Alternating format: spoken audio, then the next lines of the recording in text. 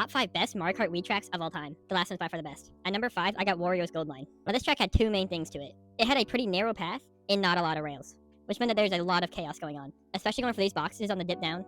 You'd also get smacked in the head by bats going through this tunnel. But despite all that, I always found this track to be very fun. I think it's had a really good layout, and going down and up a lot was cool too, even if you would get hit off sometimes. At number 4, I got DK Summit. Now this track has some good and bad to it. The good is that most of it was spent in the air like this, because you could jump off the ramps. Also, this section right here might be the most fun section in the entire game. You could just spam tricks while hitting these little jumps. However, the bad, and something we've all been through, is getting stuck in the snow.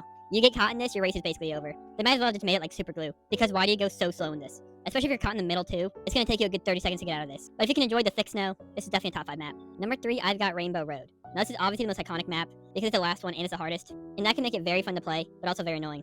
Because if you get unlucky, you can just get hit off so much on this. There's also this part here. We all would try to make this jump without a mushroom every single time, knowing we couldn't make it. But despite all that, it's Rainbow Road. It's going to be on the list. At number 2, I got Maple Tree Way.